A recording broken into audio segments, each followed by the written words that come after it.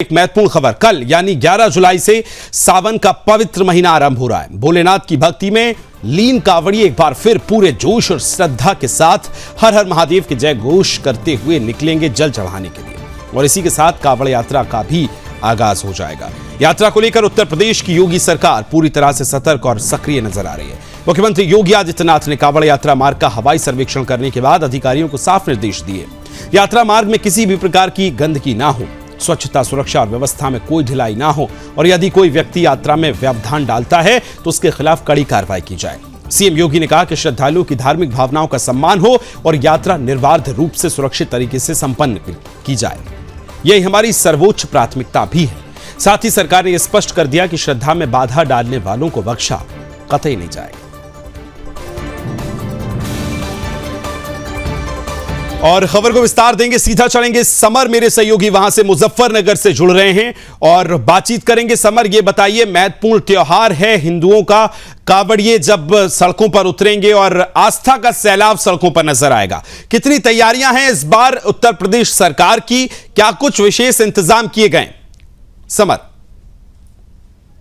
विकास, मैं आपको बता दूं, कांवड़ यात्रा के मद्देनजर जो है मुजफ्फरनगर की जो इसमें भूमिका है वो महत्वपूर्ण भूमिका रहती है, क्योंकि हरिद्वार के बाद में जो कांवड़िए जल वहां से उठा के पवित्र जल लेके जो अपने अपने गंतव्य की ओर रवाना होते हैं, तो उनका जो पहला पड़ाव है वो मुजफ्फरनगर होता है, क्योंकि उत्तराखंड और उत्तर प्रदेश का जो बॉर्डर का जो जिला है वो पहला जिला मुजफ्फरनगर होता है, और यहाँ कांवड़ियों की जो संख्या है, बड़ी संख्या में यहाँ कांवड़िए रुकते हैं।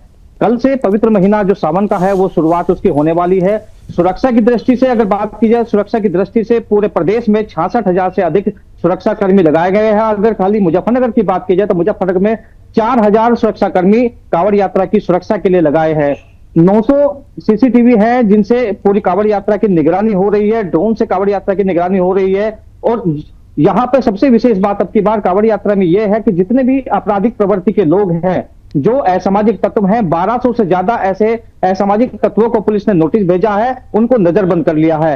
तो ये जो नजरबंदी का जो कार्रवाई है, ये इसका दायरा और भी बढ़ाया जा सकता है। ये जो है 2000 से अधिक लोग जो है इस तरह के हैं जो कांवड़ यात्रा जो रूट है उस पर जो गांव पड़ते हैं, और आपराधिक प्रवृत्ति के लोग जो वहां रहते हैं, जो हाल ही में या तो जेल से छूट कर आए हैं या चोरी के, डकैती के या अन्य मामलों में जो सजा काट के आए हैं या आपराधिक प्रवृत्ति के लोग हैं, उनको जो है वहां पर जो है नजरबंद पुलिस ने कर लिया है।